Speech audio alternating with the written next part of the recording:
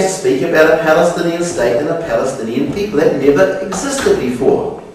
And they've been repeating this Palestinian state, Palestinian people thing, and of course the secular news media has picked it up, and they've been repeating this now for 43 years. And what they did was, they changed one of the terms that we used to use in those days to describe Israel, the Promised Land. They changed it to two other words. Now, when we say the Promised Land, the Promised Land, the Promised Land, if you use that term all the time, what that does, in the back of people's minds, subconsciously, it must tell us that, hey, someone must have promised it to somebody else. And if you know what's in the Bible, you know that God promised it to the Jewish people.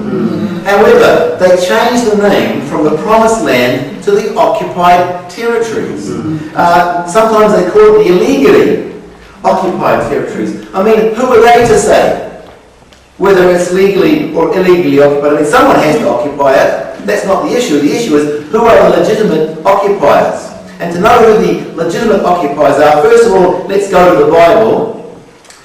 Genesis chapter 15, verses somewhere around about 17, 18, 19. And God's making this covenant with Abraham. And he actually says in that verse there, from the river of Egypt, which I believe is the Nile, to the great river Euphrates, which is halfway inside Iraq, most of Lebanon, all of Jordan, the Sinai Peninsula, it all was given by God to Israel and the Jewish people. Another verse, if you want to confirm it, is Psalm 105, 6 to 11. And this is the most legitimate land deal ever written, because God wrote it, right? And it speaks to Abraham, Isaac, and Jacob. And it says that God is making this covenant to give the land of Israel for 1,000 generations as an eternal inheritance. So very clearly, in the word of the Lord, that land belongs to Israel and the Jewish people. I mean, there are dozens and dozens of these verses. One of my other favourite ones is Jeremiah 30, verse 3. And if you've got notebooks here, take note of these verses, because what I'm trying to do is give you some ammunition to be able to fire back at this accusation, this erroneous accusation that Israel is illegally occupying Palestinian land. Jeremiah 30, verse 3. God says that one day he will bring back the descendants of Abraham, Isaac, and Jacob. He will bring them back into the land that he promised their forefathers. He says, they shall go in and they shall possess it. So God says to the Jewish people, you shall possess the land, and yet most of the world, and a large portion of the church, is telling us to get out. So I mean to say, those people are going to really have to account to God why they are opposing him in such a means. So there's just a few verses that you can write down. So first of all, and most importantly, in the Bible, the land belongs to the Jewish people. Secondly, the Balfour Agreement. And again, I would have, if I had my projector here, I'd put a map up. But Lord Balfour and General Allenby, both Bible-believing Christians, in the year 1917, they came up, General Balfour in particular, came up with this Balfour Partition. And what they did was they divided the land from the Golan Heights, following the Jordan River, all the way down through the Sea of Galilee, down through the Dead Sea, and out through the Gulf of Eilat. And all of the land west of the Jordan was set aside as a Jewish homeland, and all of the land east of the Jordan was set aside as an Arab homeland. It was called Transjordan in those days. Now, it's not exactly right, because as I just said, God's description is from the river of Egypt, from the Nile across to the Euphrates. But anyway, that wasn't a bad attempt. And then in 1923, now most people don't know this, and this is very, very important, brothers and sisters. So if you either write it down or do your best to remember it if you're not aware of this. But in 1923, there was a convention in San Remo, Italy. All of the major European nations were there. America was there, Canada was there. And at the San Remo Convention, they ratified, that means they confirmed the Balfour Agreement. And they said officially that the Jewish people have the right to live in what was called Palestine in those days. But yet today, the same nations, the leaders of the same nations are parroting and repeating this nonsense that Israel is illegally occupying the land. And finally, the other thing we often hear is that under international law, it was illegal for Israel to take the land that we gained back at the end of that 1967 war. Well, again, they're speaking through really through a hole in their heads. Because if you study international law, under international law, if you attack another country, then any land you take is, of course, illegal or illegitimate. But if someone attacks you, like the three nations attacked Israel in 1967, if someone attacks you, then any land that is taken in the course of defending yourself is seen as legitimate booty or spoils of war. So on all counts, Israel is not illegally occupying anything. They have a full and total right in God's eyes, in the eyes of the British partition, in the eyes of the San Remo Conference, and in the eyes of international law. The Jewish people are not doing anything wrong, and we need to be able to stand up and defend their situation. So there's some ammunition for you, okay? So the first way they're trying to, or Satan's trying to cut Israel's hair, is to delegitimize our right to this land intellectually. And of course they're trying to redivide Jerusalem and give away large portions of what they call the West Bank, but which is really Judea and Samaria. The second way they're trying to do that is to tarnish our image internationally through the media. And we all know the lies that the media tells us, and the photos they fake. Again, I would show you photographs if I had my projector here. And what we've seen over the last well, where are we? Since the year 2000. So in the last 10 years, right? The math's right. Since that second intifada that was launched by Yasser Arafat, when Mr. Sharon went up onto the Temple Mount, that was in the year 2000. We've seen that second intifada. We saw the second Lebanon war. We saw the Gaza war, and we just saw this flotilla incident.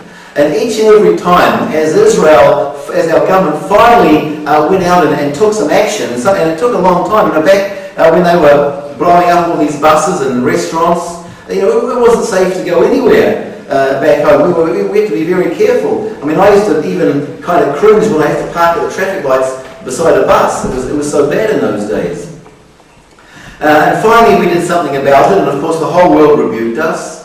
And then in the Lebanon war, they came across the border, they killed 8 soldiers, which most people seem to have forgotten about, and then they kidnapped 2 who were later found dead. And Israel finally reacted and did something about it. And again, we were accused of using disproportionate force, and again the whole world rebuked us.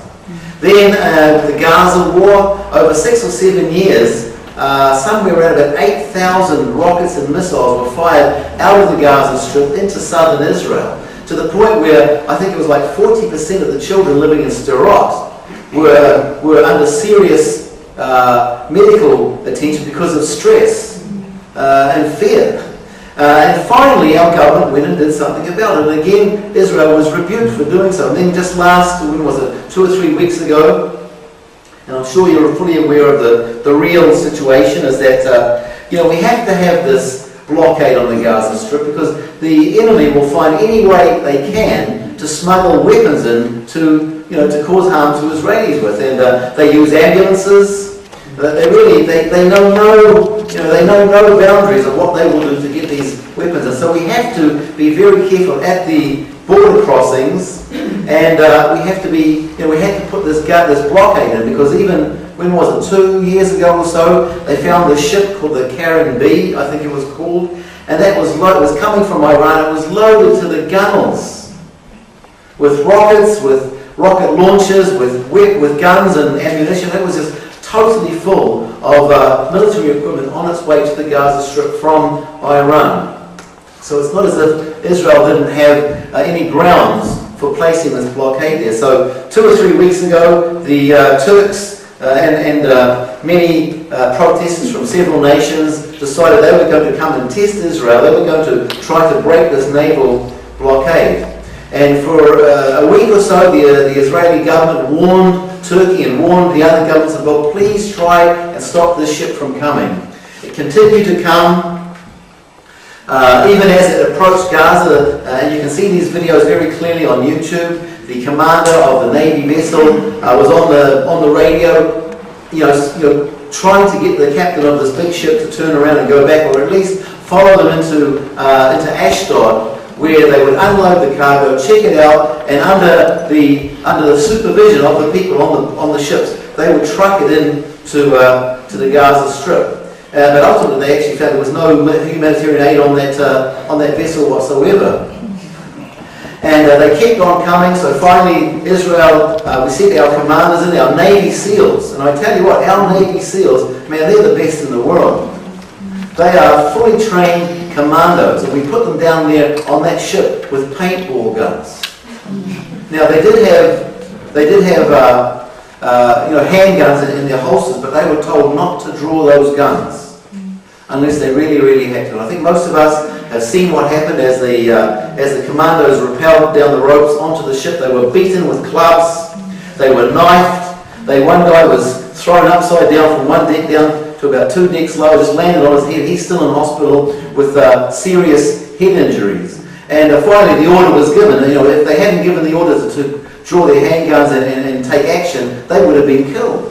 And so nine of the enemy, and they were Al-Qaeda agents. They weren't peace protesters. They were planning this whole thing right from the beginning to lynch the soldiers, or lynch the Navy commandos, but also the thing that was really designed was to be a media lynch. And it worked. And again, the whole world goes ballistic. I mean, Israel did nothing wrong. Any nation has a right to defend its borders. And so each and every one of those incidents, the Intifada, the Lebanon War, the Gaza War, and this flotilla, what each and every one of those has done has resulted in a dramatic increase in the level of anti-Zionism, anti-Semitism, anti-Israelism around the world. And of course, the protesters would say we're not anti-Semitic, we're just anti-Zionism. But you can't separate Zionism from Israelism or Semitism. It's the same thing. God is the God of Israel, God is the God of Zion. He says, I am zealous for Zion. Many times the Bible interchanges Israel for Zion. So they're trying to be politically correct, but really they're lying. Any form of opposition to Israel, whether it's pure, well, we would call it anti-Semitism, of course, but actually it's not anti-Semitism, because the Arabs are Semites as well. It's purely designed to stop God's restoration process with Israel. And I read in Acts 3:21 that Jesus has to remain in heaven until the time of the restoration of all the things that the prophets spoke about. And so really, what we would call anti-Semitism, I believe what it really is, it's nothing short of the spirit of Antichrist. Now, if you know, and I'm sure you do, if you know pastors and leaders and people in your churches, friends, perhaps family members even, who are not on the same track as we are, who are anti-Israel, don't tell them David Silver said you've got the spirit of Antichrist. Because I get into enough trouble as it is, you see. We don't have to say that, but we can pray for them. We need to pray for them. So what don't say David Silver said that, but just bind them, pray for them by name, and just bind the spirit of Antichrist, and pray for a spirit of truth and revelation for these people. I mean, we owe it to them because they've been deceived. I mean, Derek Prince always said that that replacement theology has to be a spirit, because people who we would let's give them the benefit of the doubt, who we would call men of God, are spot on most other things, but when it comes to Israel, they're totally blind. So we can do that. We can take authority as the people of the Lord and bind that spirit of Antichrist and pray that God will show them the truth. So the second thing they're doing is they're trying to discredit Israel in the media. Third thing is they're trying to overwhelm Israel demographically. And one of the major points that the Arabs insist on, that Mahmoud Abbas insist on for any kind of agreement with Israel, is that 3.5 million so-called Palestinian refugees be allowed to return to Israel. Now, the statistics behind this are back in 1948, there was around about 850,000